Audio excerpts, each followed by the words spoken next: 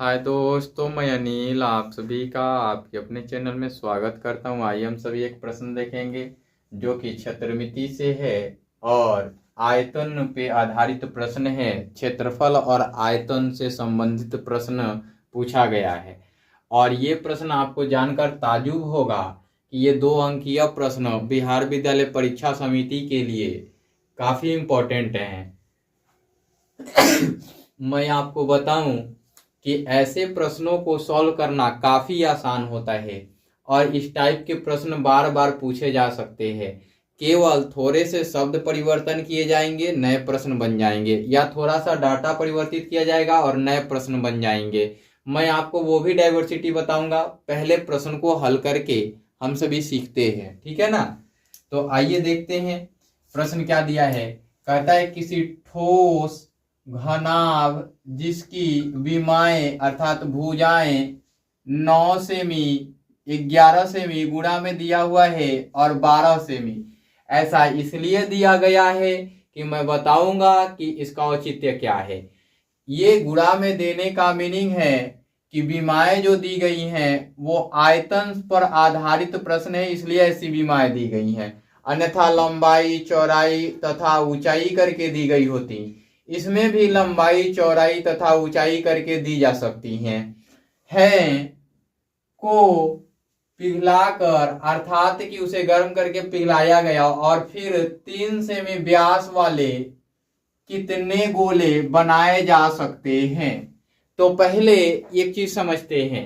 यहाँ घनाभ दिया गया है, ये भी त्रिविमीय आकृति है, और यहाँ पे क्या दिया गया है, गोला दिया गया है, ये भी त्रिविमीय आकृति है।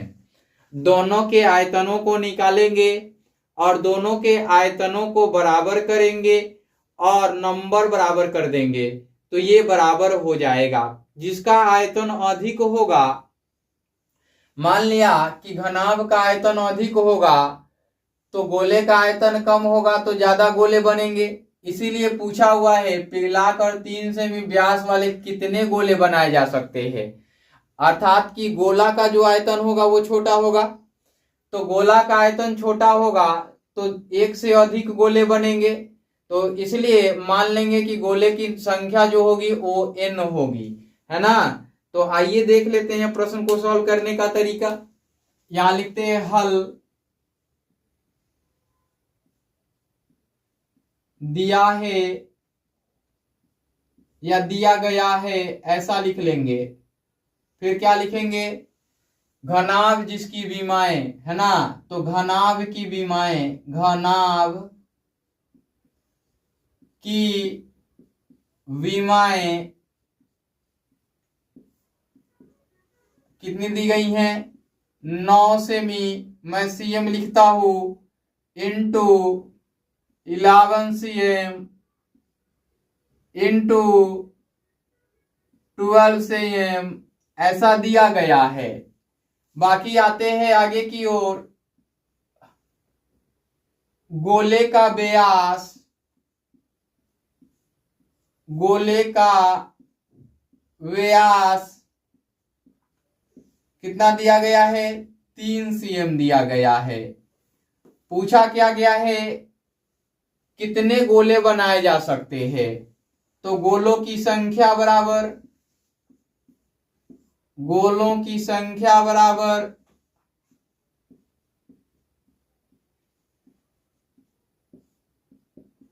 व्हाट, ऐसा पूछा गया है। अब आते हैं डाटा के अनुसार चलते हैं। अब पहले हम अलग अलग निकाल लेंगे या डायरेक्ट प्रश्न से चल लेंगे। यहां पे आप डायरेक्ट चलेंगे तो भी हो जाएगा, अलग अलग निकालेंगे तो इक्वेशंस 1 2 मान लेंगे। तो मैं दोनों तरीका से बताऊंगा आपको। अकॉर्डिंग टू प्रश्न पहले बता देता हूं, फिर आपको बताऊंगा कि प्रोसेस में आएंगे तो अलग अलग कैसे निकालेंगे, ठीक है ना। चलिए, हमने यहां से अकॉर्डिंग टू क्वेश्चंस कर लिया, है ना। अब अकॉर्डिंग टू क्वेश्चंस चला तो घनाभ का आयतन, घनाभ का आयतन बराबर बराबर गोले का आयतन करते हैं, गोले का आयतन करते हैं और गुणा गोले की संख्या, गोलों की संख्या करते हैं। ऐसा करते हैं तो गोला की संख्या फाइंड आउट हो जाएगा। अब देखिए यहां पे चूंकि करके हमने लिख दिया, या करके लिखा, घनाभ का जो आयतन होगा लंबाई गुणे चौड़ाई गुणे ऊंचाई, तो लंबाई चौड़ाई ऊंचाई की बात की ही नहीं गई है, डायरेक्ट इनकी बीमाएं दी गई हैं। तो बीमाओं का गुणनफल हम लिख सकते हैं, यहां बीमाओं का गुणनफल, गुणनफल ऐसा हम लिख सकते हैं, है ना।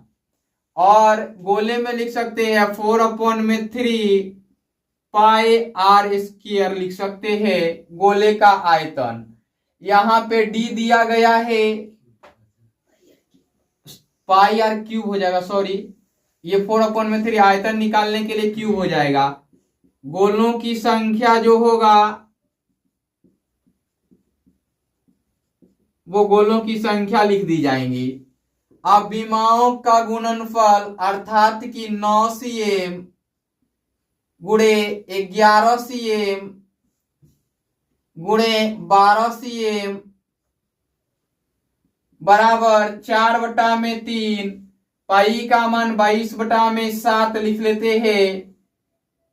और यहां पर आर के बदले में यहां पे व्यास दिया गया अर्थात डी दिया गया है।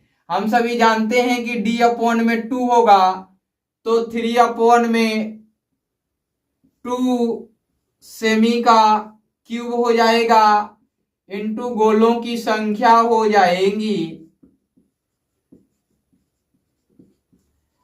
यही फाइंड आउट करना है। अब यहां आते हैं, हमें यहां से इसको इधर की ओर लाना होगा, है ना। तो इसका पहले कैलकुलेशंस कर लेते हैं, तब करेंगे तो अच्छा रहेगा। 9 cm इसको ऐसे ही लिखिए, 11 cm, 12 cm, 4/3, 22/7, 3 cm बटा में 2, 3 cm बटा में 2, 3 cm बटा में 2, ये होगा। बाकी गोलों की संख्या हो जाएगी, ये गोलों की संख्या हो जाएगी। एक स्टेप और लिख लेता हूं यहां, ये देखिए 2 2 4, 3 से 3 कैंसिल हो गया, है ना। अब बाकी यहां सीएम से सीएम कैंसिल हो जाएगा, आते हैं लेकर के इधर की ओर, है ना। ये सीएम, 1 सीएम नीचे आएगा, 3 सीएम आएगा, ऊपर वाला सब नीचे आएगा और नीचे वाला सब ऊपर जाएगा। ऐसा करते हैं तो 9 सीएम गुणे 11 सीएम गुणे 12 सीएम बटा में 22, इसको सीएम एक साथ कर लेते हैं, गुणा करके 1 सीएम लिख लेते हैं, 3 सीएम लिख लेते हैं, 3 सीएम लिख लेते हैं, यही लिख लिया हमने। और ये ऊपर जाएगा तो 7 गुणे 2 हो जाएगा, है ना। अब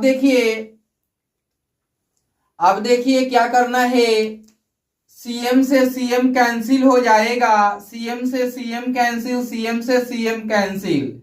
ये 9 काटने के लिए 3 और 3 9 होता है, तो ये 3 3 का 9 और 3 एकम 3, ये 3 कैंसिल हो गए।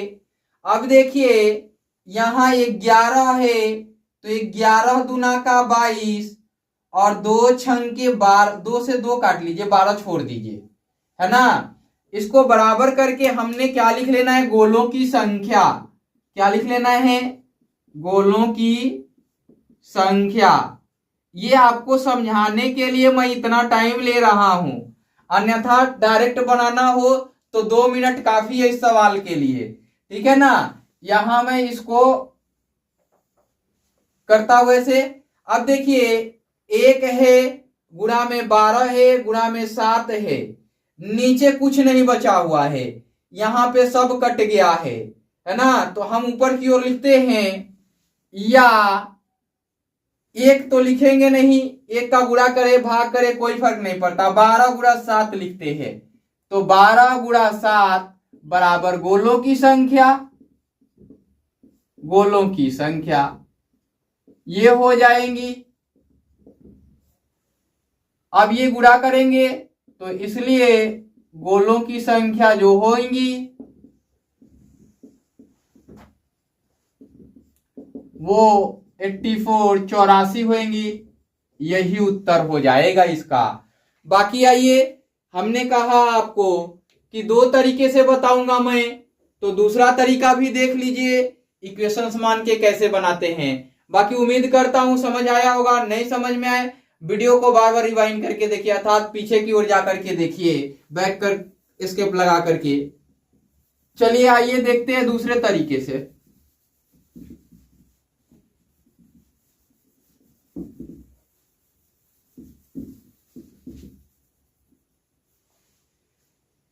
लिखेंगे यहां लिखेंगे माना कि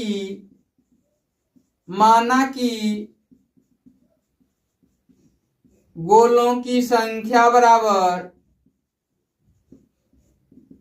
n, है ना। टोटल नंबर क्या मान लिया, n मान लिया। ये नहीं भी मानेंगे तो काम चल जाएगा, केवल लिख देना होगा, है ना। फिर क्या करेंगे, अब चलेंगे घनाभ का आयतन। क्या लिखेंगे, चूंकि घनाभ का आयतन बराबर विमाओं का गुणनफल, विमाओं का गुणनफल ये लिखेंगे, या घनाभ का आयतन बराबर क्या हो जाएगा 9 cm गुणे 11 cm गुणे 12 cm। ये ऐसे ही रहने देंगे, इसको इक्वेशन 1 ले लेंगे।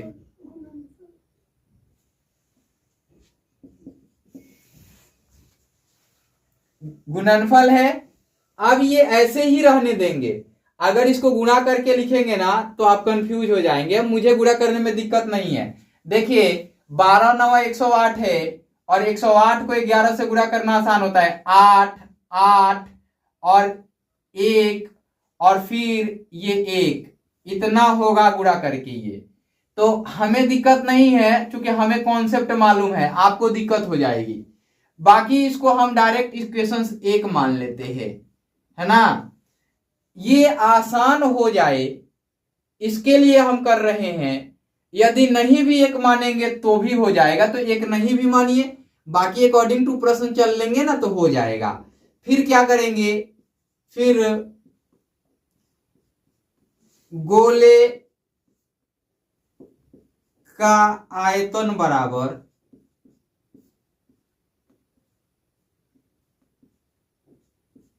आयतन क्या होगा 4/3 पाई आर क्यूब, है ना। घन इकाई लिख सकते हैं, घन इकाई, इकाई का घन, है ना।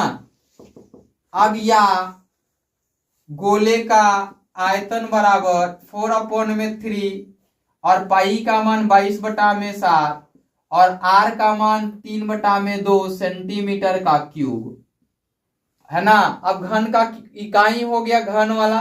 अगर ये सेंटीमीटर यहां ना लिखेंगे तो इसका क्यूब करेंगे और सेंटीमीटर का क्यूब कर लेंगे, ये कर सकते हैं, कोई दिक्कत नहीं होगी।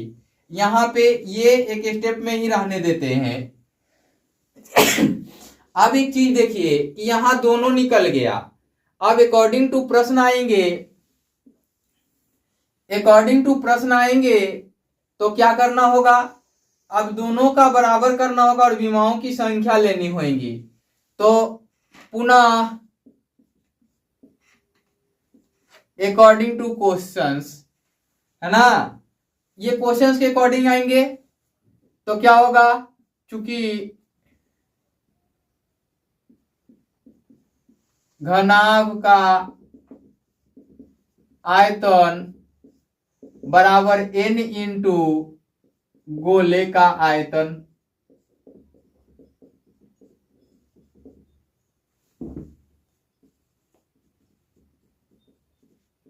ये होगा घनाभ का आयतन। देखिए क्या है, 9 cm, 11 cm, 12 cm। n का n रहेगा और गोले का आयतन क्या लिखा है आपने, 4/3 और 22/7 और 3/2 का क्यूब लिखा है आपने और cm का क्यूब लिखा है आपने, ये लिखा है। अब देखिए कि ये n रहने देते हैं, इनको इधर की ओर लाते हैं, तो पहले इनका ब्रेक करते हैं तब कैलकुलेशंस करते हैं, आसान होगा। अब आप कैलकुलेशंस करने के लिए पहले इनको ब्रेक कीजिए।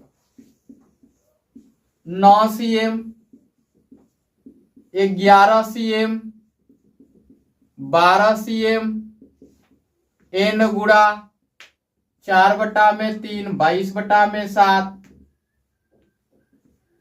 3/2, 3/2, 3/2 और सेंटीमीटर क्यूब को काटना चाहे तो काट दीजिए सेंटीमीटर क्यूब से, ये काट दीजिए, नहीं भी काटेंगे तो काम चल जाएगा। अब देखिए यहां से ये 4 तो कट ही जाने हैं, अगर चाहे तो इनको भी 11 बार में काट सकते हैं।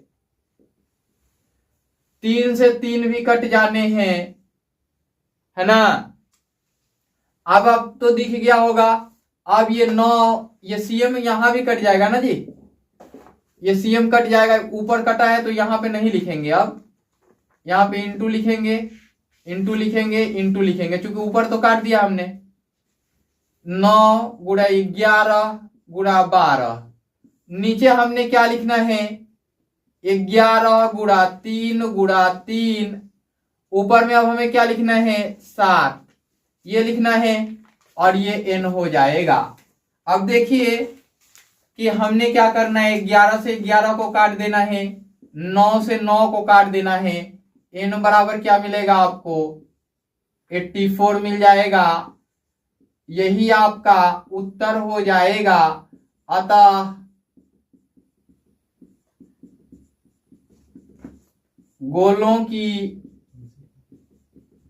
संख्या बराबर 84, यही इसका उत्तर होगा। हमने दोनों तरीके से बता दिया आपको। इस वीडियो में इतना ही। Bye bye, take care.